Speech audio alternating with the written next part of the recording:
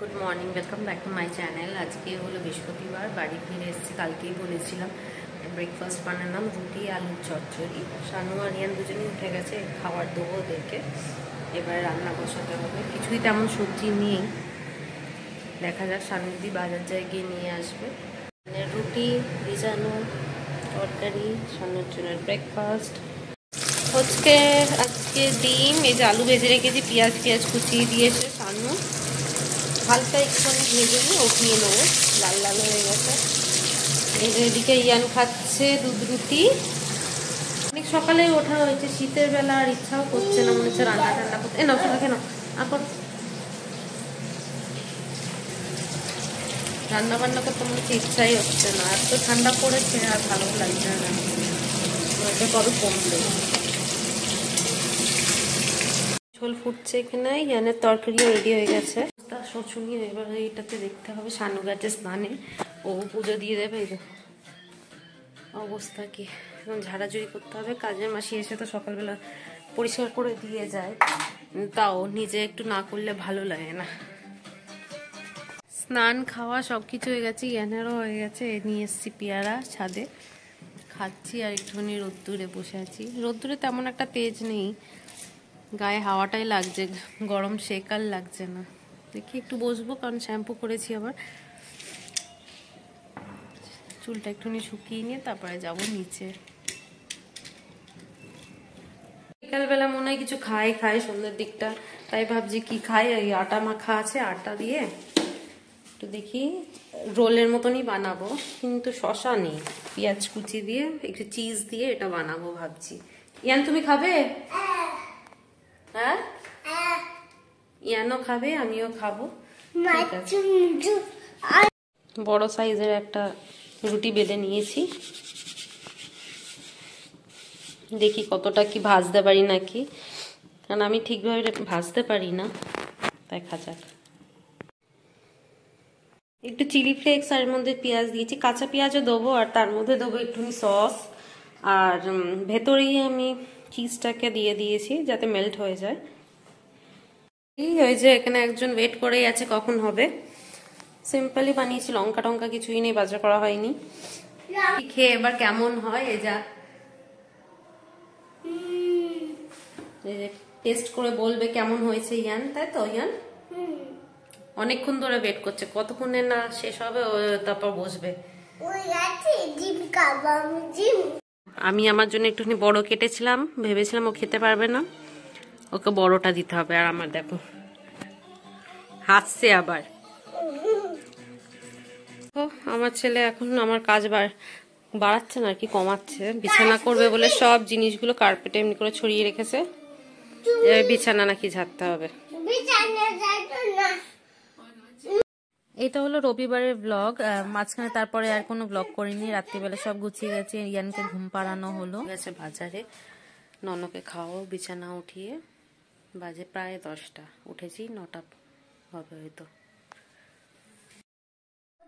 Menu ছিল তোমার বেগুন পোড়া, তারপর কিমা দিয়ে ঘুগনি, এটা বিকালবেলা খাবো বলে। আর দুপুরে ছিল ভাত ডাল, তারপর বেগুন পোড়া যেটা করেছিলাম ওটা, আর চর্বির বড়া। জাস্ট টেস্ট এত ভালো হয়েছে কি বলবো, হেভি টেস্টি হয়েছিল।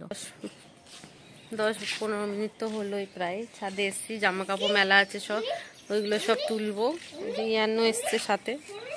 ইয়ানের বাবা এখনো বাড়িতে ফেরেনি, বাইকে সার্ভিসিং এ গেছিল, তো এখন ফেরেনি, কখন আসে আবার খাবে এসে।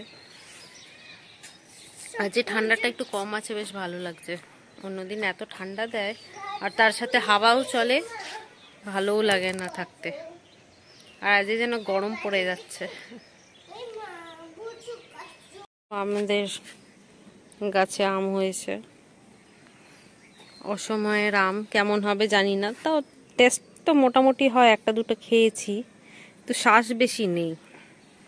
বাবা এগুলোকে ঢেকে রেখেছে, কারণ নাহলে পাখি টাকিতে এসে নষ্ট করে দেয়, খেতেও পারে না হনুমান টনুমান আসলে।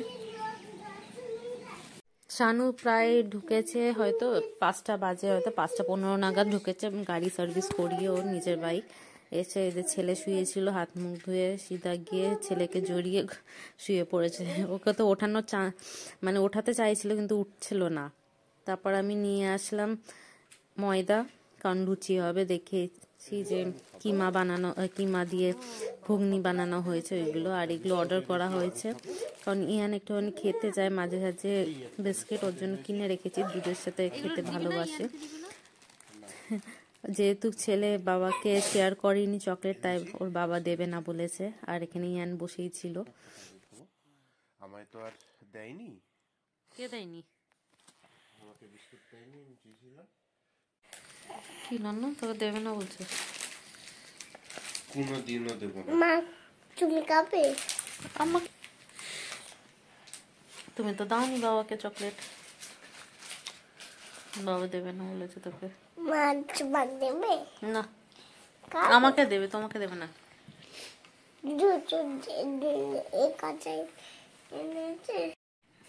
কেমন লাগছে নন দেখে দেখ, ব্ল্যাক কালার।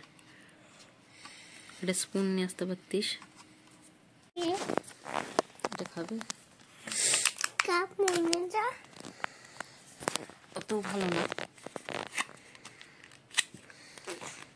হ্যালো এভরিওয়ান,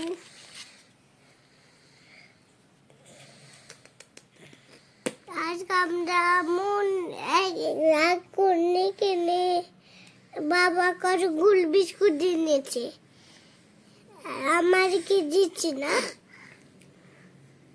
খাও খাও খাও।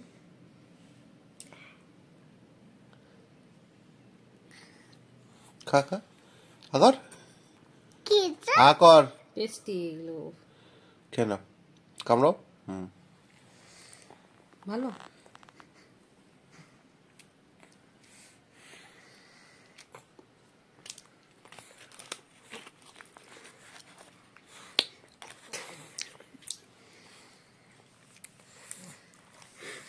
চবনপ্রাস কে কি অবস্থা, যেটা নেই নিচে।